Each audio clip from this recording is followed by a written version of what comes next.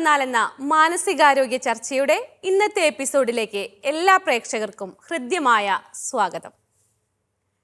പതിവ് പോലെ ഇന്ന് നമ്മളോടൊപ്പം വിൻസേഷ്യൻ സഭാംഗവും ക്ലിനിക്കൽ സൈക്കോളജിസ്റ്റുമായ സിസ്റ്റർ ഡോക്ടർ ഡോണ തോട്ടത്തിലുണ്ട്.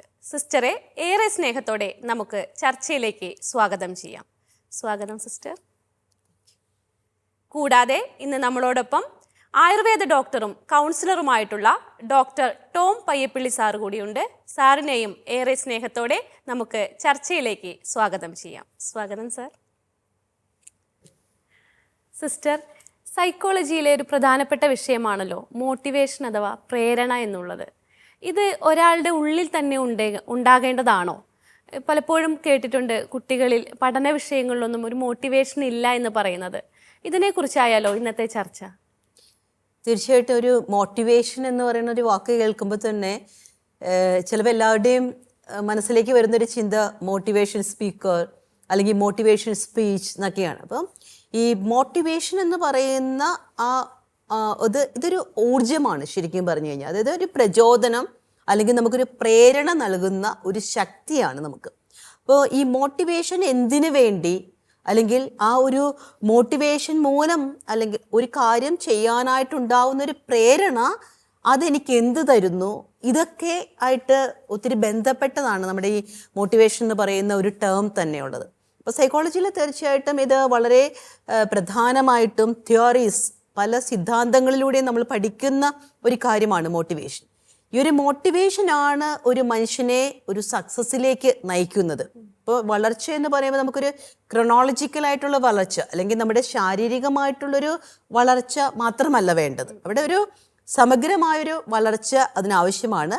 ഈ വളർച്ചയ്ക്കൊരു മനുഷ്യനെ കൊണ്ടുവരുന്ന അല്ലെങ്കിൽ ഒരു ഉയർച്ചയ്ക്ക് വേണ്ടിയിട്ടൊരു മനുഷ്യനെ താങ്ങി നിർത്തുന്ന ഒരു ഊർജമായിട്ട് വേണം ഈ മോട്ടിവേഷൻ നമ്മൾ കാണാനായിട്ട്. പ്രത്യേകിച്ചും ടീച്ചർ ഇപ്പോൾ പറഞ്ഞതുപോലെ കുട്ടികളുടെ കാര്യത്തിലൊക്കെ പലപ്പോഴും ടീച്ചേഴ്സ് റെഫർ ചെയ്ത് നമുക്ക് വിടുന്ന എങ്ങനെയാണ്, യാതൊരു തരത്തിലുള്ള മോട്ടിവേഷനും ഇല്ല, അതുകൊണ്ട് കൈൻഡ്ലി ഡു ദ നീഡ്ഫുൾ എന്നൊക്കെ പറഞ്ഞുകൊണ്ടാണ് അവർ നമുക്ക് ചിലപ്പോൾ ലെറ്റേഴ്സൊക്കെ തരുന്നത്. ഇപ്പം ഞാൻ ഓർക്കുവാണ്, ഒരു 9ാം ക്ലാസ്സിൽ പഠിക്കുന്ന ഒരു കുട്ടി, 7ാം ക്ലാസ്സിൽ പഠിക്കുന്ന കുട്ടി, ഒരു കുടുംബത്തിലെ തന്നെ 2 മക്കളെയാണ് അവരെ കൊണ്ടുവന്നിരിക്കുവാണ്. അപ്പോൾ ടീച്ചർ എഴുതി വിട്ടിരിക്കുന്നത് ഈ 9ാം ക്ലാസ്സിൽ പഠിക്കുന്ന കുട്ടിക്ക് യാതൊരു മോട്ടിവേഷനും ഇല്ല, അപ്പോൾ ഇനി 10th പബ്ലിക് എക്സാമിലേക്കാണ് ക്ലാസ്സിലേക്കാണ് അവർ വരേണ്ടത്. അപ്പോൾ സിസ്റ്റർ ഒന്ന് അസസ് ചെയ്തിട്ട് അവന് എന്താണ് പ്രശ്നം, ഇവനെ 10ാം ക്ലാസ്സിലേക്ക് ഇരുത്താനായിട്ട് സാധിക്കുമോ, അത് സ്കൂളിന് പ്രശ്നം ഉണ്ടാകുമോ, നാണക്കേടുണ്ടാകുമോ എന്ന് ചോദിച്ചാണ് നമ്മുടെ അടുത്തേക്ക് റെഫർ ചെയ്തിരിക്കുന്നത്. അപ്പം നമ്മൾ ഇങ്ങനെ വരുന്ന സാഹചര്യങ്ങളിൽ ഇപ്പോൾ ഒരു മൂന്നാമതൊരാൾ ഇയാളെക്കുറിച്ച് പറഞ്ഞിരിക്കുന്ന ഇയാൾക്ക് മോട്ടിവേഷൻ ഇല്ല എന്നുള്ളതാണ്. അപ്പോൾ അങ്ങനെ മോട്ടിവേഷൻ ഇല്ല എന്ന് പറഞ്ഞ് നമ്മുടെ അടുത്തേക്ക് വരുന്ന ഒരു കേസിനെ നമ്മൾ മോട്ടിവേഷൻ്റെ ഒരു ഫാക്ടറിന് വേണ്ടിയിട്ടുള്ള കാര്യങ്ങളല്ല ചെയ്തു കൊടുക്കുന്നത്. അതിനേക്കാൾ ഉപരിയായിട്ട് ഇയാൾക്ക് മോട്ടിവേഷൻ ഇല്ല എന്ന് പറയുമ്പോൾ ഏത് ഏരിയയിലാണ് ഇയാൾക്ക് മോട്ടിവേഷൻ ഇല്ലാത്തത്? ഇനി മോട്ടിവേഷൻ ഇല്ലാത്തതിൻ്റെ കാരണങ്ങൾ പലതുണ്ട്. ചിലപ്പോൾ ഒരാളിൽ ഒരു കാര്യം ചെയ്യാനുള്ളൊരു പ്രേരണയില്ല അല്ലെങ്കിൽ ഒരു പ്രചോദനമില്ല, അയാൾ ഭയങ്കര ലേസി ആയിട്ട് മാറുന്നു, ഒരു കാര്യത്തോടും ഒരു ലക്ഷ്യബോധമില്ല എന്ന് പറയുമ്പോൾ അവിടെ നമ്മൾ ഫിസിയോളജിക്കൽ കാര്യങ്ങളെ റൂൾ ഔട്ട് ചെയ്യാനുണ്ട്. അതായത് ശാരീരികമായിട്ടുള്ള ഏതെങ്കിലും പ്രശ്നങ്ങളുണ്ടോ, ഹോർമോണൽ ചേഞ്ചസ് എന്തെങ്കിലും ഉണ്ടോ, അല്ലെങ്കിൽ ന്യൂറോളജിക്കലായിട്ടുള്ള നാഡീവ്യൂഹ സംബന്ധമായിട്ടുള്ള കാര്യങ്ങൾ എന്തെങ്കിലും ഉണ്ടോ, അതുകൊണ്ടാണോ ഇയാൾക്ക് ഈ ഒരു ലേസിനെസ് കാണുന്നത്.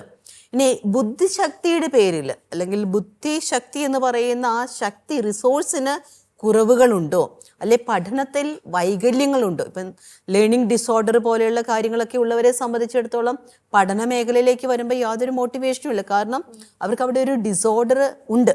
അപ്പോൾ ഇങ്ങനെയുള്ള പല ഫാക്ടേഴ്സിനെ നമ്മൾ പല ഡൈമെൻഷനിൽ നമ്മൾ നോക്കിയിട്ടാണ് ഒരു കുട്ടിക്ക് മോട്ടിവേഷൻ ഇല്ലാത്തതാണോ അല്ലെങ്കിൽ എന്താണ് കാരണമെന്ന് കണ്ടുപിടിക്കുന്നത്. അപ്പോൾ തീർച്ചയായിട്ടും ഒരു മനുഷ്യനുണ്ടാവേണ്ട ഏറ്റവും പ്രധാനപ്പെട്ട ഒരു കാര്യം തന്നെയാണ് ഈ ഒരു പ്രേരണ, ഈ ഒരു ഊർജം. നമുക്ക് ക്ലാസ്സിലെ ഒരു സംവിധാനം ഉണ്ടല്ലോ കുട്ടികളുടെ, അതുപോലെ ആ കുട്ടിക്ക് വീട്ടിലും ഒരു സംവിധാനം ഉണ്ടാവും. അപ്പോൾ ആ മോട്ടിവേഷൻ ക്ലാസ്സിൽ നിന്നാണെങ്കിൽ അതെങ്ങനെ തിരുത്തി എടുക്കേണ്ടത്, അത് ആ ടീച്ചേഴ്സിൻ്റെ ഒരു ഇതാണോ, അതിനുള്ള സമയമുണ്ടോ, അങ്ങനെയൊക്കെയുള്ള സാഹചര്യങ്ങൾ കൂടി നമുക്കൊന്ന് ചർച്ച ചെയ്യുന്നതല്ലായിരിക്കും. ശരിയാണ്. ഇപ്പോഴത്തെ ഒരു കാലഘട്ടത്തെ, പ്രത്യേകിച്ച് നമ്മുടെ ഒരു എഡ്യൂക്കേഷൻ സിസ്റ്റത്തെ, ഇപ്പോഴത്തെ ഒരു അക്കാഡമിക് സിസ്റ്റത്തെ നോക്കുമ്പോൾ, നമ്മൾ ഈ സ്കൂളുകളിലെ ടീച്ചേഴ്സുമായിട്ടൊക്കെ സംസാരിക്കുമ്പോൾ അവർ പറയുന്നൊരു കാര്യമാണ്, സാറ് പറഞ്ഞ പോലെ തന്നെ എല്ലാ കുട്ടികളെയും ഒരു മുൻനിരയിലേക്ക് കൊണ്ടുവരണമെന്ന് ഞങ്ങൾക്ക് ആഗ്രഹമുണ്ട്, പക്ഷേ അതിനുള്ള സമയമില്ല. ഓരോ കുട്ടിയെയും ഇവാലുവേറ്റ് ചെയ്തിട്ട് അവൻ്റെ ഒരു മോട്ടിവേഷൻ കാര്യങ്ങളിൽ അവൻ എവിടെയാണൊരു ഡെഫിസിറ്റ് ഉള്ളത്, ഒരു കുറവുള്ളത്, എവിടെയാണ് അവനൊരു ലിമിറ്റേഷൻ ഉള്ളത്, എന്തുകൊണ്ടാണ് അവന് അങ്ങനെ ഒരു കാര്യം ഉണ്ടായിരിക്കുന്നത് എന്നൊക്കെ നോക്കി അതിനനുസരിച്ച് കാര്യങ്ങളിലേക്ക് നീക്കുപോക്ക് ചെയ്യാനുള്ളൊരു സാഹചര്യം, സമയത്തിൻ്റെ കുറവ് പലപ്പോഴും ഉള്ളതായിട്ട് ടീച്ചേഴ്സ് പറഞ്ഞിട്ടുണ്ട്. പക്ഷെ നമുക്ക് അങ്ങനെ അതിനെല്ലാം ഒരു ജനറലൈസ് ചെയ്ത് ഓക്കെ കുറച്ച് കുട്ടികൾ പഠിക്കുന്നു, കുറച്ച് പേർക്ക് അതിനോട് താല്പര്യമില്ല, പഠിക്കുന്നില്ല എന്ന് പറഞ്ഞ് നമ്മളങ്ങനെ മാറ്റി നിർത്തിക്കഴിഞ്ഞാൽ നാളത്തെ അല്ലെങ്കിൽ നാളെയുടെ വാഗ്ദാനങ്ങളായിട്ടുള്ള ഈ മക്കളെ നമ്മൾ തഴഞ്ഞു പോകുന്നതിന് തുല്യമായി തീരും. അപ്പോൾ അങ്ങനെ ഒരു സിസ്റ്റം നമ്മളിൽ നിന്ന് മാറിപ്പോണം. എല്ലാവരെയും ഉൾക്കൊള്ളുന്ന, എല്ലാവർക്കും ആവശ്യമായിട്ടുള്ളൊരു മോട്ടിവേഷൻ കൊടുക്കേണ്ട ഒരു സംവിധാനം പ്രത്യേകിച്ച് സാർ പറഞ്ഞ പോലെ സ്കൂളുകളിൽ ഉണ്ടാവേണ്ടതായിട്ടുണ്ട്, അതുപോലെ തന്നെ വീടുകളിലും ഉണ്ടാകേണ്ടതായിട്ടുണ്ട്. ഈ മോട്ടിവേഷൻ ഒരു തരത്തിലാണോ? എത്ര തരത്തിലുണ്ട് ഈ മോട്ടിവേഷൻ എന്ന് പറയുന്നത്? നമ്മളിപ്പോൾ മോട്ടിവേഷൻ്റെ സിദ്ധാന്തങ്ങളെ കുറിച്ച്, തിയറീസ് ഓഫ് മോട്ടിവേഷൻ ഒക്കെ നോക്കിക്കഴിഞ്ഞു കഴിഞ്ഞാൽ നമ്മൾ ഈ അബ്രഹാം മസ്ലോയുടെ ഒരു ഹൈറാർക്കിക്കൽ നീഡ് ആൻഡ് മോട്ടിവേഷനൊക്കെ ഒത്തിരി കാര്യങ്ങൾ അതിൻ്റെ അകത്ത് പറഞ്ഞു വെക്കുന്നുണ്ട്. പല തിയറികളും പല രീതിയിൽ പറഞ്ഞു വെക്കുന്നുണ്ട്. പക്ഷേ എങ്കിലും നമുക്ക് ഈ മോട്ടിവേഷനെ ഒരു 2 സ്റ്റൈലായിട്ട് നമുക്ക് തിരിക്കാനായിട്ട് പറ്റും. ഒരു ഇൻട്രിൻസിക് മോട്ടിവേഷൻ എന്ന് പറയും, അതായത് സ്വയം പ്രേരിതമായ പ്രചോദനം, അതായത് എന്നിൽ തന്നെ ഉണ്ടാകുന്ന ഒരു പ്രേരണ. ഓക്കെ, അതുപോലെ തന്നെ എക്സ്ട്രിൻസിക് മോട്ടിവേഷൻ എന്ന് പറയും, അതായത് പുറമേ നിന്ന് വരുന്ന ഒരു ശക്തിയുടെ അല്ലെങ്കിൽ ഒരു ബലത്തിൻ്റെ പുറത്ത് എനിക്ക് ഉണ്ടാകേണ്ട ഒരു മോട്ടിവേഷൻ. അപ്പം ഇങ്ങനെ ഈ 2 രീതിയിലാണ് നമ്മൾ സാധാരണയായിട്ട് മെയിൻലി ഫോക്കസ് ചെയ്തിരിക്കുന്നത്. ഇപ്പോൾ ഒരു ചില വ്യക്തികളുടെ കാര്യം പറഞ്ഞാൽ ചിലർ പറയാറുണ്ട്, ഒന്നിനോടും ഒരു ഊർജ്ജമില്ല, ഒരു കാര്യം ചെയ്യാൻ സാധിക്കുന്നില്ല, ഒരു എന്താ പറയുക അലസമായ അവസ്ഥ എന്ന്. ഇതിപ്പോൾ ഒരു കുടുംബത്തിലാണെങ്കിൽ, കുടുംബത്തിലെ ഒരു വ്യക്തിക്ക് അച്ഛനോ അമ്മയ്ക്കോ ആണെങ്കിൽ അത് ആ കുടുംബ ബന്ധത്തിൽ തന്നെ അല്ലെങ്കിൽ കുടുംബത്തിലെ പല കാര്യങ്ങളും താറുമാറാക്കും. ഇതിനെക്കുറിച്ച് എന്താണ് പറയാ? തീർച്ചയായിട്ടും ഇങ്ങനെയുള്ള കേസുകളൊക്കെ ചിലപ്പോൾ വരാറുണ്ട്. അപ്പോൾ ഇടയ്ക്ക് ഒരിക്കലൊരു മിഡിൽ ഏജഡ് ആയിട്ടുള്ള കപ്പിൾ വന്നപ്പോഴത്തേക്ക് ഭാര്യ പറയുന്നൊരു കാര്യം, സിസ്റ്റർ ഈ ഹസ്ബൻഡിൻ്റെ ഭാഗത്തു നിന്ന് യാതൊരു ഊർജത്തിലുള്ളൊരു പ്രവൃത്തിയും വീട്ടിൽ ഇല്ല. ഒരു കാര്യം പറഞ്ഞു കഴിഞ്ഞാൽ ഈ വെള്ളത്തിൽ വീണ പന്ത് പോലെയാണ് അദ്ദേഹം. ഇങ്ങനെ തോന്നിയാൽ എന്തെങ്കിലും ചെയ്തു, തോന്നിയില്ലെങ്കിൽ ഒന്നും ചെയ്യില്ല. അപ്പം ഇതേപോലെ നിൽക്കുന്ന ഒരു സംവിധാനമാണ് വീട്ടിലൊരു കാര്യം. അതുകൊണ്ട് കുട്ടികളുടെ കാര്യം ഞാൻ നോക്കണം, വീട്ടിലെ കാര്യങ്ങൾ നോക്കണം. പിന്നെ ഈ പാരമ്പര്യമായിട്ട് നമ്മൾ പറയുന്ന കുടുംബസ്വത്തൊക്കെ ഉള്ളത് കൊണ്ട് പട്ടിണി ഇല്ലാതെ പോകുന്നു സിസ്റ്ററെ, അങ്ങനെയാണ് ശരിക്കും പറഞ്ഞത്. അപ്പം ഇവിടെ നമ്മൾ നോക്കേണ്ട ഒരു കാര്യം, അപ്പം നമ്മൾ നേരത്തെ പറഞ്ഞതുപോലെ തന്നെ ഫിസിയോളജിക്കലി റൂൾ ഔട്ട് ചെയ്യാനുണ്ട്. പിന്നെ നമ്മൾ ഇതിൻ്റെ പേഴ്സണാലിറ്റി ട്രെയിറ്റ് ഉണ്ട്. ചിലരെ സംബന്ധിച്ചിടത്തോളം ഒരു ഡിപ്പെൻഡൻറ്റ് പേഴ്സണാലിറ്റി അല്ലെങ്കിൽ ഒരു ആങ്ഷ്യസ് അവോയ്ഡൻറ്റ് പേഴ്സണാലിറ്റി, അതുപോലെ തന്നെ ഒരു സ്കിസോയിഡ് പേഴ്സണാലിറ്റി ട്രെയിറ്റിലൊക്കെ ഇതുപോലെ ഒരു ഊർജ്ജമില്ലായ്മ നമ്മൾ കാണുന്നുണ്ട്. അതായത് അവരെ സംബന്ധിച്ചിടത്തോളം ഒരു ലക്ഷ്യമുണ്ടോ എന്ന് ചോദിച്ചാൽ ലക്ഷ്യമുണ്ട്, പക്ഷേ ആ ലക്ഷ്യത്തിലേക്ക് പോകാനുള്ള അവരുടെ ആ ഒരു പ്രചോദനം അല്ലെങ്കിൽ അവരുടെ പ്രവർത്തനങ്ങൾ വളരെ കുറവായിരിക്കും. പിന്നെ അവർ തമ്മിലുള്ള കാഴ്ചപ്പാടുകളിലും മാറ്റങ്ങൾ ഉണ്ടാകാം. തീർച്ചയായിട്ടും ഭാര്യയുടെ ഒരു കാഴ്ചപ്പാടായിരിക്കണമെന്നില്ല ഭർത്താവിന്റെ. അപ്പൊ നീ ചെയ്തോ, ഞാനിങ്ങനെ സൈലന്റ് ആവാം എന്നുള്ള രീതിയിലേക്കൊക്കെ കുറെ കാര്യങ്ങൾ വരുന്നുണ്ട്. പിന്നെ ചിലരെ സംബന്ധിച്ചിടത്തോളം ചിലര് ആക്ഷൻ ഓറിയന്റഡ് അല്ല, അനലിറ്റിക്കൽ ഓറിയന്റഡ് ആണ്. ഇപ്പൊ അവര് കാര്യങ്ങൾ ചെയ്യുന്നുണ്ടോ എന്ന് ചോദിച്ചാൽ പുറമേ നിന്ന് നമ്മൾ ഓർക്കും ഒന്ന് എന്നെ ചെയ്യണേന്ന് ഓർക്കും.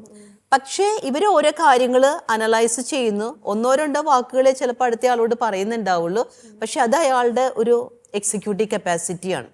നമ്മൾ നേരത്തെ പറഞ്ഞ ഇൻട്രിൻസിക് മോട്ടിവേഷൻ എന്നൊക്കെ പറയുന്നത്, അതായത് ഉൾപ്രേരണപരമായിട്ടുള്ളത്. ഇപ്പം ഞാനൊരു കാര്യം ചെയ്യുമ്പോൾ എനിക്ക് തന്നെ അതിൻ്റെ ആ ഒരു റിസൾട്ട് ഓറിയൻറ്റഡ് ആയിട്ട് ഞാൻ തന്നെ അതിൽ സാറ്റിസ്ഫൈഡ് ആണെങ്കിൽ എനിക്ക് വേറൊരാൾ എന്നോട് വെരി ഗുഡ്, ഡൺ വെൽ എന്നൊന്നും പറഞ്ഞ് ചെയ്യേണ്ട ആവശ്യമില്ല. അപ്പോൾ അതായത് എനിക്കതിനോട് താല്പര്യമുണ്ട്, എൻ്റെ ലക്ഷ്യം അതാണ്, എനിക്ക് ആ ലക്ഷ്യത്തിലേക്ക് എത്താനുള്ള മീൻസ് അറിയാം, പാത അറിയാം. അപ്പം ഞാനതിലെ സഞ്ചരിക്കുന്നു, ഞാനത് അറ്റൈൻ ചെയ്യുന്നു, അതായത് ഞാനതിനെ നേടിയെടുക്കുന്നു. അതൊരു അച്ചീവ്മെൻറ്റും കൂടിയാണ്. അപ്പം അതിലേക്ക് വന്നു കഴിഞ്ഞു, എനിക്ക് ആ അച്ചീവ്മെൻറ്റ് കിട്ടുമ്പോൾ എനിക്ക് തന്നെ ഒരു സന്തോഷം കിട്ടുന്നു. അത് ഇൻട്രിൻസിക് മോട്ടിവേഷൻ എന്ന് പറയും.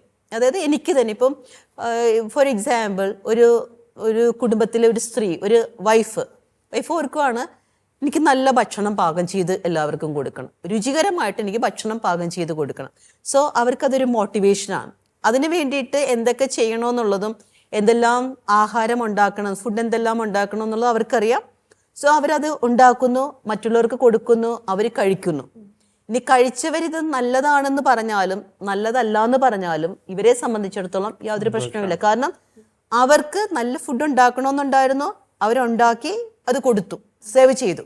സോ അവരുടെ ആ ഒരു മോട്ടിവേഷൻ ലെവൽ എന്ന് പറഞ്ഞു കഴിഞ്ഞാൽ അച്ചീവ് ചെയ്തു. അത് ഗുഡ്നസ് ടിവിയുടെ വളർച്ചയിൽ കൈകോർത്ത എല്ലാ നല്ലവരായ പ്രേക്ഷകരെയും നന്ദിയോടെ സ്മരിച്ച് ഞങ്ങളുടെ ഏറ്റവും പുതിയ ഉദ്യമം ഏറെ അഭിമാനത്തോടെ നിങ്ങൾക്ക് മുൻപിൽ സമർപ്പിക്കുന്നു.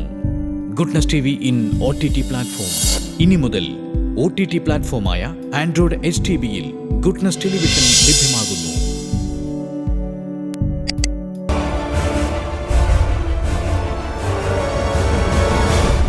Goodness.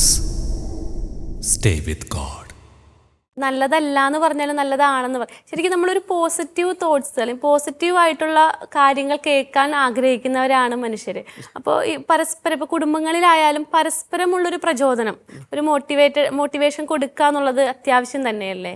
തീർച്ചയായിട്ടും. ഇപ്പം ഞാനീ പറഞ്ഞ ഒരു ഇൻട്രിൻസിക് മോട്ടിവേഷനിൽ മാത്രം പ്രവർത്തിക്കുന്ന മനുഷ്യരുണ്ടോയെന്ന് ചോദിച്ചു കഴിഞ്ഞാൽ ഇല്ലാന്ന് തന്നെ വേണം പറയാൻ. ഇപ്പം കാര്യം പറയും, ചിലപ്പോൾ നമ്മളോടൊക്കെ പറയത്തില്ല, ഓക്കെ ഇത് ഈ ഒരു കാര്യം നിന്റെ പാഷനായിരുന്നില്ലേ, അപ്പോൾ ആ ഒരു കാര്യം നീ ചെയ്ത് കഴിഞ്ഞപ്പോഴത്തേക്കും അതിനിപ്പോൾ വേറൊരാൾ നിന്നോട് നന്നായിരുന്നു എന്ന് പറയേണ്ട ആവശ്യം എന്താ ഉള്ളതെന്നൊക്കെ ചോദിക്കാം.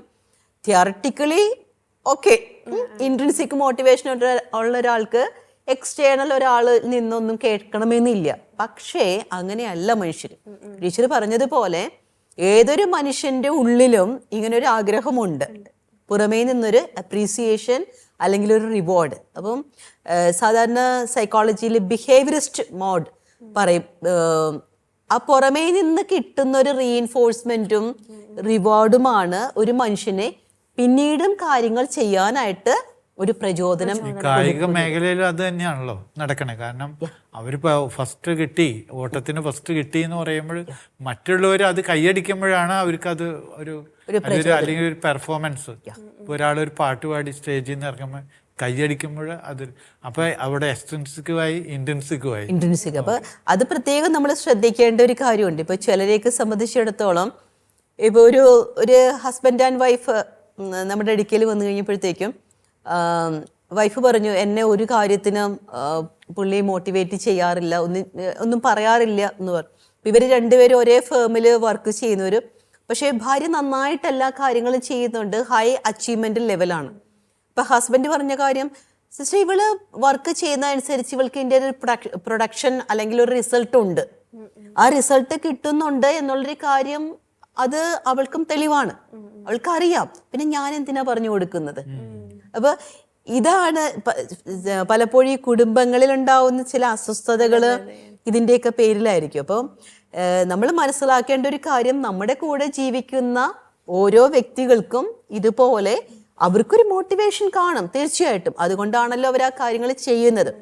പക്ഷേ ആ ഒരു കാര്യം, അവരുടെ ഒരു മോട്ടിവേഷൻ ഒരു നല്ലൊരു കാര്യമാണ്, അല്ലെങ്കിൽ അത് സമൂഹത്തിന്, നമ്മുടെ സംസ്കാരത്തിന്, നമ്മുടെ കുടുംബത്തിനൊക്കെ അതൊരു സംഭാവനയാണെങ്കിൽ തീർച്ചയായിട്ടും അത് അനുഭവിക്കുന്നവർ അതിനെ ഒന്ന് കൺസേൺ ചെയ്യേണ്ടതായിട്ടുണ്ട്. നമ്മൾ പറഞ്ഞ ഒന്ന് മനസ്സിലാക്കുന്നു, അറ്റ്ലീസ്റ്റ് അതിനെ ഒന്ന് ഡിക്റ്റേറ്റ് ചെയ്യുന്നു. അപ്പം ഇത് കുടുംബങ്ങളിൽ നടക്കണം, സൊസൈറ്റിയിൽ നടക്കണം, അതുപോലെ തന്നെ സ്കൂളിൽ നടക്കണം. അപ്പം ഏതൊരു ജീവിത മേഖലയിലും നമുക്ക് അയാൾക്കൊരു മോട്ടിവേഷൻ ഉണ്ടാകുകയോ ഉണ്ടാകാതിരിക്കുകയോ ചെയ്യുന്ന എൻ്റെ കുഴപ്പമല്ല അല്ലെങ്കിൽ എൻ്റെ പ്രശ്നമല്ല എന്ന് പറഞ്ഞ് മാറുന്നതിനേക്കാൾ നല്ലത് അവർ എടുത്തിരിക്കുന്ന ഗോൾ ഓറിയന്റേഷനിലേക്ക് അവർ ചെയ്യുന്ന കാര്യങ്ങൾക്ക് ഒരു സംഭാവന നമ്മുടെ ഭാഗത്ത് നിന്ന് അതുപോലെ തന്നെയാണ് താങ്ക്സ് ഗിവിംഗ് പോലെ തന്നെയാണ് സോറിയും. കാരണം ഒരു കാര്യം തെറ്റെന്ന് പറഞ്ഞു കഴിഞ്ഞാൽ അത് സ്വയം അംഗീകരിച്ചു കഴിഞ്ഞാൽ മറ്റുള്ളവർക്കും അതൊരു പ്രചോദനമാണ്.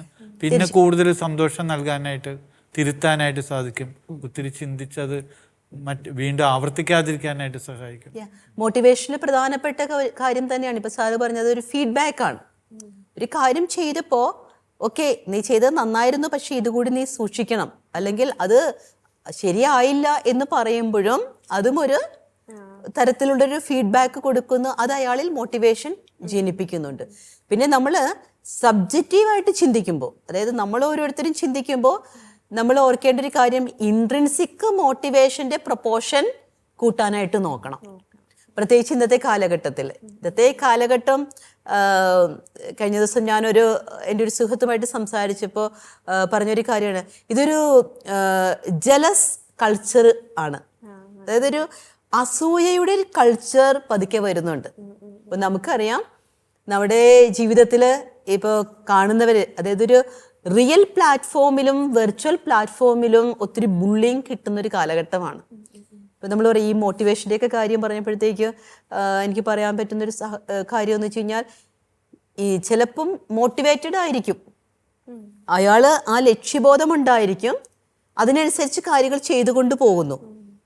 പക്ഷേ ഫീഡ്ബാക്ക് കിട്ടുന്നത് അയാളെ ഇങ്ങനെ തീർക്കുന്ന രീതിയിലാണെങ്കിൽ ചിലരെ സംബന്ധിച്ചിടത്തോളം അവരുടെ ആ ഒരു എനർജി മുഴുവൻ നഷ്ടപ്പെട്ട് പിന്നെ യാതൊരു രീതിയിലുള്ളൊരു പ്രവർത്തനത്തിലേക്ക് പോകാതിരിക്കുന്ന പല കാര്യങ്ങളും നമ്മൾ കാണുന്നുണ്ട്. പ്രത്യേകിച്ച് നമുക്ക് ക്ലയൻസിനെയൊക്കെ കിട്ടുമ്പോൾ അതേപോലത്തെ ആൾക്കാരെ കിട്ടാറുണ്ട്. തന്നെ വളരെ എനർജറ്റിക് ആയിട്ടുള്ള ഒരാള് അപ്രതീക്ഷിതമായിട്ടുണ്ടാകുന്ന ചില പ്രതിസന്ധികളിലൂടെ കടന്നു പോകുമ്പോൾ അവരുടെ ആ മോട്ടിവേഷൻ അല്ലെങ്കിൽ അവരുടെ ഉൾപ്രേരണ ഇല്ലാതായി പോകുന്ന ഒരു സാഹചര്യങ്ങൾ കാണുന്നുണ്ട്. അതിനെക്കുറിച്ചിട്ട് ഒന്ന്. തീർച്ചയായിട്ടും ഇപ്പോൾ ടീച്ചർ പറഞ്ഞത് ശരിയാണ്. ഇപ്പോൾ ഒരു ബിസിനസ് തന്നെ, ഒരു സംരംഭകൻ ആ ബിസിനസ് തുടങ്ങുന്നു, അദ്ദേഹത്തിന് അതിനോട് നല്ലൊരു പ്രേരണയുണ്ട്, ആ കാര്യം ചെയ്യണമെന്നുള്ള ഒരു ലക്ഷ്യബോധമുണ്ട്.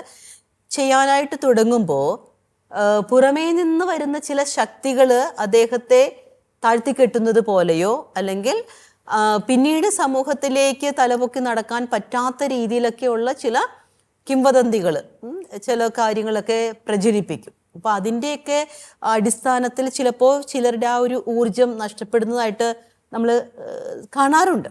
ഇവിടെയൊക്കെ നമ്മൾ മനസ്സിലാക്കേണ്ട ഒരു കാര്യം, സമൂഹത്തിൽ അല്ലെങ്കിൽ നമ്മുടെ കുടുംബത്തിൽ ആർക്കെങ്കിലും അങ്ങനെയുള്ള ചില നമ്മൾ പറയണത് അതൊക്കെ ഒരു സഡൻ ആയിട്ടുള്ള ഒരു ഷോക്കാണ് അല്ലേ. അപ്പോൾ അങ്ങനെയുള്ളൊരു സർജിക്കൽ സ്ട്രോക്കൊക്കെ കിട്ടിക്കഴിയുമ്പോഴത്തേക്കും അവരെ മനസ്സിലാക്കാനുള്ളൊരു തുറവി ഈ ഫാമിലി മെമ്പേഴ്സിന് വേണം, സമൂഹത്തിന് വേണം. ഇപ്പോൾ നല്ല രീതിയിലൊക്കെ ശോഭിച്ച് നിന്ന ചിലരെ കുറിച്ചൊക്കെ ഈ സോഷ്യൽ മീഡിയയിലൊക്കെ അപവാദങ്ങൾ പ്രചരിക്കുന്നു. ചിലപ്പോൾ ഒരു 1-2 അപവാദങ്ങൾ മതിയായിരിക്കാം, അത് വലിയ അമ്പ് പോലെയാണ്. അപ്പോൾ ഇത് ഷൂട്ട് ചെയ്യപ്പെടുകയാണ്. അപ്പോൾ ഇത് വന്ന് പതിക്കുന്ന അയാളുടെ മനസ്സിലാണ്. അപ്പോൾ മനുഷ്യരെല്ലാവരും എല്ലാ സമയവും ഒരേപോലെ സ്ട്രെങ്തൻ ആയിരിക്കണമെന്നില്ല, ഇമോഷണലി ഞാൻ പറയുന്നത്. ഇപ്പൊ ചിലരെയൊക്കെ നമ്മൾ ഓർക്കും, അവൻ ഭയങ്കര ബോൾഡാ കേട്ടോ, അല്ല അവളോ ഭയങ്കര ബോൾഡാ. ഈ അടുത്ത കാലത്തൊരു സംഭവം ഉണ്ടായിരുന്നു സോഷ്യൽ മീഡിയയിൽ. ഒരു 90 വയസ്സാന്ന് തോന്നുന്നു, ഒരു പാത്തുമ്മ ഹിമാലയത്തിൽ പോയിട്ട് ഡാൻസ് ചെയ്തൊരു ഷൂട്ട്, ഒരു വീഡിയോ റീൽസ് ആണെന്ന് തോന്നുന്നു, അങ്ങനെ വന്നു. അപ്പോൾ അതിന് ഒരുപാട് കമൻസുകൾ വന്നു, നല്ല സംഭവമാണ് അതാണ്. പക്ഷെ ഏതോ അവരുടെ ഒരു പുരോഹിതനാണെന്ന് തോന്നുന്നു, ഈ 90 വയസ്സിൽ തുള്ളിക്കളിക്കാതെ പ്രാർത്ഥിക്കേണ്ട സമയത്തെന്നും പറഞ്ഞ് അങ്ങനെ. അപ്പം അത് ഒരു സമൂഹത്തെ മുഴുവൻ ഒരു അനാവശ്യമായ രീതിയിൽ അദ്ദേഹം പറഞ്ഞു എന്നുള്ള രീതിയിൽ വന്നു. അപ്പം ഇതിനെയൊക്കെ ഇവിടെ സോഷ്യൽ മീഡിയ ഇങ്ങനെ തള്ളിക്കൊണ്ടിരിക്കുകയാണ് പല മേഖലയിലും. ഇത് ശരിക്കും എങ്ങനെയാണ് അതിനെ ഫേസ് ചെയ്യേണ്ടതെന്നുള്ളൊരു അവയർനെസ്സും കൂടി ഉണ്ടായാൽ നന്നായിരിക്കും. ഇങ്ങനെയുള്ള സംഭവങ്ങളില്ലേ തീർച്ചയായിട്ടും ജനങ്ങൾക്കൊരു കൺഫ്യൂഷൻ ഉണ്ട്, ഇത് ഏതിനെയാണ് നമ്മൾ സപ്പോർട്ട് ചെയ്യേണ്ടത്. ഇവിടെയാണ് നമുക്ക് ഓരോരുത്തർക്കും നമ്മുടെ ഒരു ഇമോഷണൽ സ്റ്റെബിലിറ്റി അല്ലെ കോഗ്നീഷൻ്റെ, അതായത് നമ്മുടെ ചിന്താരീതിയിലെ സ്റ്റെബിലിറ്റിയൊക്കെ നമുക്ക് ആവശ്യമായിട്ടുള്ളത്. ഓക്കെ, ഇപ്പം നമുക്കറിയാം ഒരു ചെറിയ ചെടി നമ്മൾ വീട്ടുമുറ്റത്ത് വെക്കുന്നു. ആ ചെടിയെ സംബന്ധിച്ചിടത്തോളം മറ്റുള്ളവർ, അതായത് നമ്മൾ ഒഴിച്ചു കൊടുക്കുന്ന വെള്ളം അല്ലെങ്കിൽ അതിൻ്റെ ഒരു അളവ് ഒത്തിരി കൂടിയാൽ, സൂര്യപ്രകാശം കാര്യങ്ങൾ ഒത്തിരി കൂടിയാൽ അത് വാടിപ്പോകും. ഓക്കെ, പക്ഷേ ആ ചെടി കുറച്ചുകൂടിയൊക്കെ വളർന്നു വലുതായി. ഇപ്പോൾ ഒരു ഫോർ എക്സാമ്പിൾ നമുക്കൊരു മാവിൻ്റെ ചെടി മാവിൻ്റെ തൈ നമ്മൾ വെച്ചു. കുറച്ചുകൂടി മാവ് വലുതായി കഴിഞ്ഞതിന് ശേഷം ചിലപ്പോൾ അവിടെ കൊണ്ട് നമ്മൾ അതിന് ചൂടുവെള്ളം ഒഴിച്ചു കൊടുത്താലോ അല്ലെങ്കിൽ അമിതമായിട്ടുള്ള സൂര്യപ്രകാശം ഏറ്റാലോ ഒന്നും അതിന് വലിയ പ്രശ്നം ഉണ്ടാകുന്നതായിട്ട് കണ്ടിട്ടില്ല, അല്ലേ? ഇതുപോലെ തന്നെയാണ് നമ്മുടെ മനുഷ്യൻ്റെ മനസ്സിനെയും നമ്മൾ രൂപപ്പെടുത്തിയെടുക്കേണ്ടത്. കാരണം സൊസൈറ്റിയിൽ നമ്മൾ ജീവിക്കുമ്പോൾ നമുക്ക് എല്ലായ്പ്പോഴും നമ്മൾ ചെയ്യുന്ന എല്ലാ നല്ല കാര്യങ്ങൾക്കും നല്ലതെന്ന് അനുമോദിക്കാൻ എപ്പോഴും എല്ലാവരും ഉണ്ടായിരിക്കണമെന്നില്ല. അപ്പോൾ കുട്ടികളുടെ ഭാഗത്താണെങ്കിലും മുതിർന്നവരുടെ ഭാഗത്താണെങ്കിലും നമ്മൾ മനസ്സിലാക്കേണ്ട ഒരു കാര്യം, നമ്മളിൽ ഉണ്ടാകുന്ന സെറ്റ് ബാക്സുകളെ അല്ലെങ്കിൽ നമുക്ക് കിട്ടുന്ന ഫീഡ്ബാക്കുകളെ നമ്മൾ കുറച്ചുകൂടി ക്രിയാത്മകമായിട്ട് എടുക്കാനായിട്ട് പഠിക്കണം.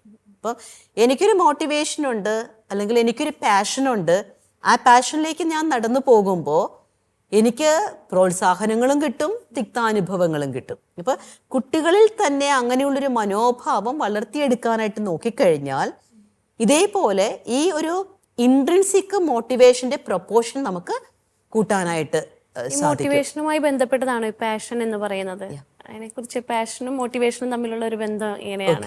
പലപ്പോഴും പലരും ചോദിക്കാറുള്ള ഒരു കാര്യമാണ്, നമുക്കൊരു പാഷൻ ഉണ്ടായാൽ അത് സക്സസ് അല്ലേ എന്ന്. ഒരു പാഷൻ മാത്രം ഉണ്ടായിട്ട് സക്സസ് ആകണമെന്നില്ല. ഫോർ എക്സാമ്പിൾ, ഒരാളെ സംബന്ധിച്ചിടത്തോളം രോഗി ശുശ്രൂഷ അയാളുടെ പാഷനാണ്, നഴ്സിംഗ് അയാളുടെ പാഷനാണ്. അപ്പോൾ എനിക്ക് നഴ്സിംഗ് പാഷനാണ് എന്ന് പറഞ്ഞിട്ട് വേറൊരു ഹോസ്പിറ്റലിലേക്ക് ഞാൻ ചെന്ന് എനിക്കവിടെ അന്ന് അതിൻ്റെ കാര്യങ്ങളൊക്കെ സ്റ്റെത്തും സൂചിയൊക്കെ ഞാൻ ചെയ്തോളാം എന്ന് പറഞ്ഞു കഴിഞ്ഞാൽ ചെയ്യാൻ പറ്റില്ല. ഓക്കെ, അപ്പോൾ ഒരു പാഷനുള്ള ഒരാൾക്ക് മോട്ടിവേഷൻ ഉണ്ടാവണം. അതായത് എനിക്ക് എൻ്റെ പാഷൻ നേടാനായിട്ടുള്ളൊരു മോട്ടിവേഷൻ എന്നിൽ ഉണ്ടാവണം. ഈ മോട്ടിവേഷൻ അയാളിൽ ഉണ്ടായിക്കഴിയുമ്പോൾ അയാൾക്ക് ആ ലക്ഷ്യത്തിലേക്ക് എത്താനുള്ള ഒരു മീൻസ്, ഏതെല്ലാം കാര്യങ്ങളിലൂടെ ഞാൻ കടന്നു പോകണം, ഇൻട്രിൻസിക് ആയിട്ടുള്ള മോട്ടിവേഷൻ ഉണ്ടാവും. അപ്പോൾ ഏതെല്ലാം കാര്യങ്ങളിലൂടെ ഞാൻ കടന്നു പോകണം. ഇപ്പോൾ ഒരു രോഗി ശുശ്രൂഷയിലേക്ക് അല്ലെ, രോഗി ശുശ്രൂഷ എൻ്റെ പാഷനാണെങ്കിൽ നേഴ്സിംഗ് എന്ന് പറയുന്ന നമ്മുടെ തിയററ്റിക്കലായിട്ടുള്ള അല്ലെ ഒത്തൻറ്റിക് ആയിട്ടുള്ളൊരു കാര്യം നമുക്ക് കിട്ടിയിരിക്കണം. ആ ഒരു നഴ്സിംഗ് പഠനത്തിന് ആവശ്യമായിട്ടുള്ള പഠനക്രമങ്ങൾ എനിക്കുണ്ടായിരിക്കണം. അപ്പോൾ ഞാൻ അതിനെക്കുറിച്ച് ചിന്തിച്ചു കഴിഞ്ഞിട്ട് ഞാനത് ചിന്തിച്ചുകൊണ്ടിരുന്നിട്ട് കാര്യമില്ല, ആക്ഷൻ ഓറിയൻറ്റഡ് ആയിരിക്കണം. ഓക്കെ, അപ്പോൾ ഒരു നേഴ്സ് ആകണമെങ്കിൽ ഞാൻ ഇന്നേ തന്നെ മറ്റുള്ളവരോടൊരു സഹാനുഭൂതി വളർത്തണം. അതോടൊപ്പം തന്നെ എൻ്റെ പഠന കാര്യങ്ങളിൽ ഞാൻ കുറച്ചുകൂടി ശ്രദ്ധിക്കണം. പഠന കാര്യങ്ങൾ ശ്രദ്ധിച്ചാൽ മാത്രം പോരാ, ആ നഴ്സിങ്ങിന് പോകാൻ പറ്റുന്ന രീതിയിലുള്ള ഒരു പഠന മാർഗം ഞാൻ കണ്ടെത്തിയിരിക്കണം. അപ്പോൾ പാഷൻ അതിൽ തന്നെ സക്സസ് അല്ല, പക്ഷേ പാഷനിലേക്ക് നമ്മുടെ സിസ്റ്റമാറ്റിക് ആയിട്ടുള്ള പ്രവർത്തനങ്ങളും മോട്ടിവേഷനും അതിനനുസരിച്ചുള്ള ഫീഡ്ബാക്കുകളും കിട്ടുമ്പോൾ മാത്രമേ അതൊരു സക്സസ്സിലേക്ക് എത്തുന്നുള്ളൂ. എങ്ങനെയാണ് കുട്ടികളെ ഒരു ഉൾപ്രേരണ അല്ലെങ്കിൽ ആ സെൽഫായിട്ടുള്ളൊരു മോട്ടിവേഷനിലേക്ക് കുട്ടികളെ എത്തിക്കാൻ എന്തൊക്കെ കാര്യങ്ങൾ ചെയ്യണം? നമ്മളത് കുഞ്ഞുനാളിൽ തന്നെ തുടങ്ങേണ്ട ഒരു കാര്യം, ഓരോ കാര്യം ചെയ്യുമ്പോഴും ആ കാര്യം ഞാൻ എന്തിന് ചെയ്തു എന്നുള്ള ഒരു ബോധ്യം അയാളിലുണ്ടായിരിക്കണം. ഇപ്പോൾ ചിലപ്പോഴൊക്കെ നമ്മുടെ കുട്ടികൾ വരുമ്പോഴത്തേക്കും നമ്മൾ ചോദിക്കുമ്പോൾ ഭക്ഷണം കഴിച്ചോ? ഭക്ഷണം കഴിച്ചു. എന്തിനാ കുഞ്ഞ് ഭക്ഷണം കഴിക്കുന്നത്? അമ്മയ്ക്ക് പാത്രം കഴുകി വെക്കാനാ. അപ്പോൾ അപ്പോൾ ആ കുഞ്ഞിനെ സംബന്ധിച്ചിടത്തോളം ചെയ്ത പ്രവൃത്തിക്ക് ആനുപാതികമായിട്ടുള്ള ഒരു കാരണമല്ല കുഞ്ഞിനുള്ളത്. അപ്പം ഇതിപ്പം ഞാനിങ്ങനെ ഒരു ജനറൽ ഇതായിട്ട് പറഞ്ഞതേ ഉള്ളൂ. ഇതേപോലെ തന്നെ കുട്ടികൾ പഠിക്ക് എന്ന് പറയുമ്പോൾ എന്തിനാ ഞാനത് പഠിക്കുന്നത്? ആ പഠിച്ചു കഴിഞ്ഞാലുള്ള എനിക്ക് കിട്ടുന്ന കാര്യങ്ങൾ, റിസൾട്ട് എന്താണ്, ഗോൾ എന്താണ്? അപ്പോൾ അത് സിസ്റ്റമാറ്റിക് ആയിട്ട് ഈ കുഞ്ഞിനോട് ആ കുഞ്ഞിനെ മനസ്സിലാക്കി കൊടുക്കണം. അല്ലാതെ എന്തെങ്കിലും കാര്യത്തിന് നീ അത് ചെയ്യ്. പക്ഷെ തീർച്ചയായിട്ടും കുട്ടികളുടെ ഇടയ്ക്ക് നമ്മൾ പറയണത് പഠിക്കുമ്പോൾ മാർക്ക് കിട്ടിയാലേ ജോലി കിട്ടുള്ളൂ, ജോലി കിട്ടിയാലേ നമുക്ക് പൈസ ഉണ്ടാവുള്ളൂ, പൈസ ഉണ്ടായാലേ ജീവിക്കാൻ പറ്റുള്ളൂ എന്നൊക്കെ നമ്മളിങ്ങനെ ചെയിൻ സർവീസ് പോലെ പറയും. പക്ഷെ അത് അത്രമാത്രം മനസ്സിലാകണമെന്നില്ല. അപ്പോൾ കുട്ടികൾക്ക് മനസ്സിലാകുന്ന രീതിയിൽ അവർക്ക് ആ ഒരു മോട്ടിവേഷന് അല്ലെങ്കിൽ ആ ഒരു പ്രചോദനം കൊടുക്കുന്ന ഒരു ആക്ടിവേഷൻ അവിടെ നടക്കേണ്ടതായിട്ടുണ്ട്. അപ്പം എനിക്ക് തോന്നുന്നത് തീർച്ചയായിട്ടും നമ്മളിൽ ഓരോരുത്തരിലും പ്രവർത്തിക്കേണ്ടത്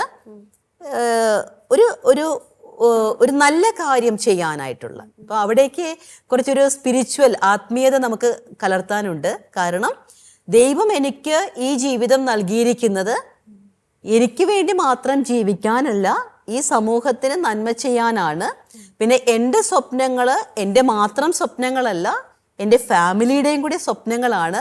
അപ്പോൾ ഒരു ഉത്തരവാദിത്വപൂർണമായൊരു ജീവിതത്തിലേക്ക് വന്നാലേ നമുക്ക് ഉള്ളിൽ നിന്നുള്ള ഈ പ്രേരണാശക്തി ഉണ്ടാവുകയുള്ളൂ.